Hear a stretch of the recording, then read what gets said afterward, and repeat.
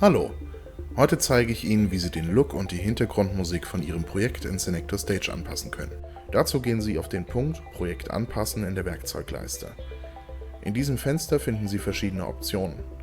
Das wichtigste davon, was Sie am häufigsten wahrscheinlich auch verwenden werden, ist hier oben diese Farbauswahl. Je nach Umgebung sind verschieden viele der maximal 5 Farbslots belegt. Sie erhalten auch eine kurze Erklärung der Bedeutung des Begriffs, sobald Sie mit der Maustaste drüber fahren. Im Grunde heißt es jedenfalls, Sie können bis zu 5 verschiedene Farben einstellen. Wenn Sie einen dieser Farbwerte hier anklicken, öffnet sich ein Farbwählfenster. Sie können dort entweder links eine Farbe über das Farbfeld finden, Sie können ansonsten direkt RGB oder HSB-Farben eingeben, falls Sie sie an Ihrem Style Guide haben, oder Sie fügen hier oben direkt einen Hexwert ein. Ich habe das zum Beispiel mal vorbereitet. Nehmen wir hier mal für die Hauptfarbe gerade ein fast weiß. Für die Sekundärfarbe gehe ich mal mit einem dunklen Blaugrau rein. Als Hintergrundfarbe nehmen wir nochmal das fast weiß. Ja, Sie sehen, das ist hier wirklich also nur der reine Hintergrund. Wir nehmen unser Orange als Kontrastfarbe. Sie sehen schon, das Ganze hat jetzt einen komplett anderen Look. Und als Effektfarbe, da sieht man hier unten so eine Leuchtstreifen draußen rumgehen, nehmen wir mal ein dazu kontrastiges Blau. So, und schon habe ich die Umgebung an unser Corporate Design angepasst. Sie können nun mit Übernehmen diese Werte einstellen. Wenn Sie versuchen, das Fenster zu schließen, werden Sie nochmal gefragt, ob Sie die Änderungen übernehmen wollen oder verwerfen. Wir übernehmen sie. Das wären jetzt schon mal die wichtigsten Optionen, aber wir gehen mal noch auf die weiteren ein. Die nächste Möglichkeit ist der Filter. Sie können einen Filter einstellen und dem gesamten Video bzw. der gesamten Präsentation einen anderen Look geben. Über warm oder kalt verändert sich das Farbschema leicht, was Sie zum Beispiel inhaltlich nutzen können oder je nach Umgebung ganz sinnvoll ist. Es gibt auch krassere Effektfilter, zum Beispiel Schwarz-Weiß. Könnte sich anbieten, genauso wie Sepia, je nachdem, was für ein Projekt Sie tatsächlich gerade bearbeiten. Kontrast erhöhen tut genau das, das wirkt etwas knalliger, etwas bunter und ist zum Beispiel für relativ verspielte Inhalte ganz gut. Ansonsten, wenn Sie etwas eher Realistisches erstellen möchten, haben Sie auch die Möglichkeit, filmisch zu wählen, welche eher unsere Sehgewohnheiten aus dem Kino emulieren. Alternativ wählen Sie einfach nichts aus und die Umgebung sieht wieder ganz normal aus. Die nächste Option ist die Lichtstimmung. Das Ganze funktioniert folgendermaßen.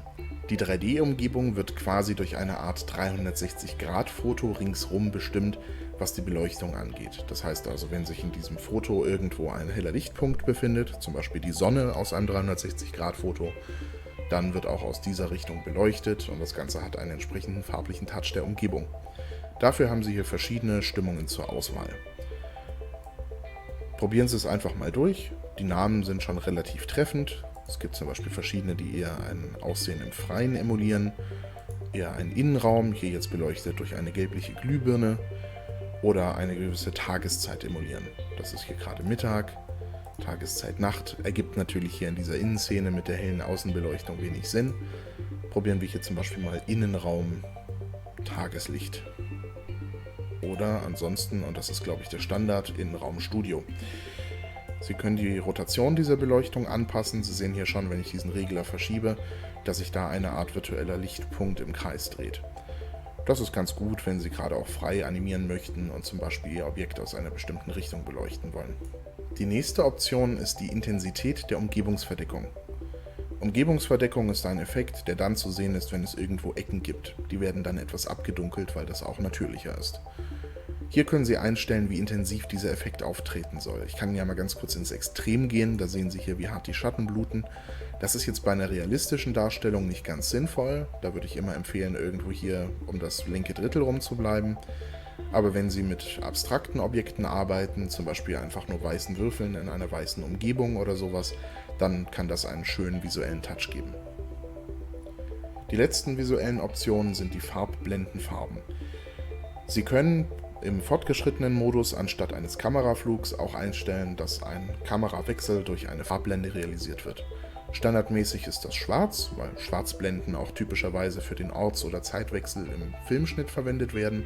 Sie können diese Farbe aber anpassen, zum Beispiel an Ihre Corporate Design Farbe oder an Weiß oder was auch sonst üblich ist. Ähnlich gibt es die Rückspringblende. Das heißt also, wenn Sie beim Aufnehmen eines Videos einen Fehler korrigieren, dann wird dort im finalen Video eine kleine Blende zu sehen sein, um den Schnitt zu überspielen. Ganz ähnlich wie in einem Interview.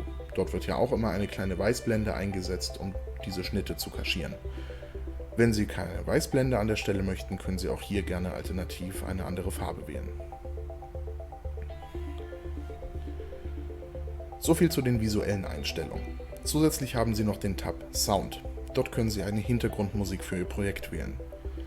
Es stehen alle Sounds zur Verfügung, welche sich auch in der Bibliothek befinden. Sie können jetzt hier was auswählen. Alternativ können Sie hier mit dem Plus auch einen File-Browser öffnen. In dem können Sie dann eine neue Datei hinzufügen. Sie können hier vorhören bzw. das wieder pausieren. Sie können die Lautstärke auswählen und einstellen, ob es in Schleife läuft oder nicht. Das heißt, ob es sich automatisch wiederholt. Wenn Sie mit einem Audiokommentar aufnehmen, zum Beispiel wenn Sie Greenscreen verwenden oder generell eine Kamera, würde ich empfehlen, die Lautstärke der Hintergrundmusik immer sehr weit nach unten zu regeln, irgendwo hier im 5% Bereich. Dann dudelt die zwar im Hintergrund nur relativ leise vor sich hin, aber man versteht sie trotzdem gut und sie hilft gleichzeitig auch Rauschen ein wenig zu kaschieren. Allerdings sollten Sie ein wenig aufpassen, dann die Rückspringfunktion zu verwenden, weil die Musik natürlich dann trotzdem so spielt wie im Original, als Sie drüber gesprochen haben. Das heißt, wenn Sie dort einen Schnitt drin haben, kann es sein, dass es auch einen Schnitt in der Hintergrundmusik gibt. Also im Zweifel vielleicht die Hintergrundmusik auslassen, wenn Sie keine benötigen. Gut, das waren die Projekteinstellungen. Dann spielen Sie doch mal rum, fassen Sie mal die Einstellungen für die verschiedenen Umgebungen an und schauen Sie, was Sie da so alles einstellen können. Damit kommen mitunter echt faszinierende Looks zustande. Dann viel Spaß beim Erstellen. Bis zum nächsten Mal.